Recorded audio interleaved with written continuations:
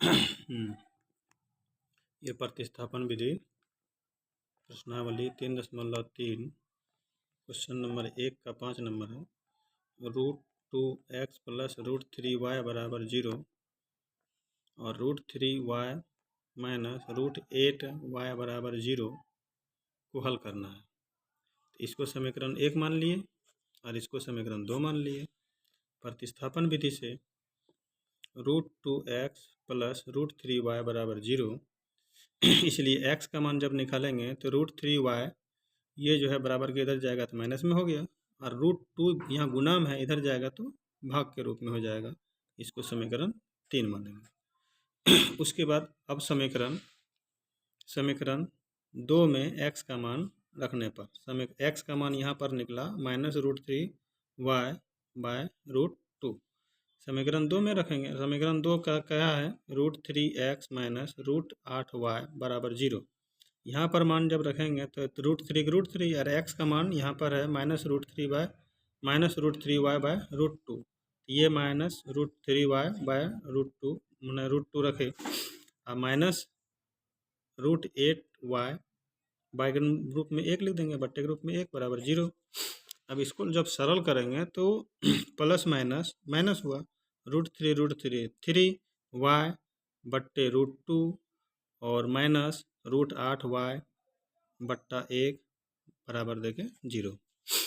अब फिर इसको हल जब करेंगे तो √3y हो गया, √2 और 1 का एलसीएम √2 होगा।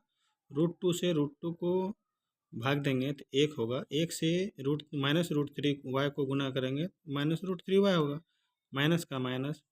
अब 1 से √2 को भाग देंगे तो चलेगा √2 बार, √2 से √8 को गुना करेंगे 8 दूना 16 रूट में होगा, 16 का वर्गमूल 4y हुआ बराबर 0। अब 3 गो माइनस में और 4 गो y माइनस में हो जाएगा 7 गो y माइनस में, और ये चला गया इधर तो क्या हो जाएगा, गुना हो जाएगा, भाग में है तो गुना हो जाएगा, 0 हो जाएगा। इसलिए y बराबर जब निकालेंगे तो ये टोटल गुना में है, इधर जाएगा तो आपका भाग हो जाएगा, इसका मतलब 0 ही होगा। तो y का मान निकल गया 0। पुनः y का मान समीकरण 3 में रखने पर, समीकरण 3 में मान रखना है, समीकरण 3 में मान रखने पर समीकरण 3 में क्या है, समीकरण 3 है x बराबर, अभी निकाले थे यहाँ पर निकाले थे x बराबर -√3y बाय √2, इसी में रखना है y का मान 0। तो -√3 गुना y बाय √2, √3 माइनस में y का मान 0 √2। अब जो है क्या करेंगे, √3 को -√3 को 0 से गुना करेंगे, 0 होगा बाय √2, और 0 को √2 से भाग देने पर 0 ही होगा। इस प्रकार से x बराबर 0 मान निकला, और यहाँ पर y बराबर 0 मान निकला।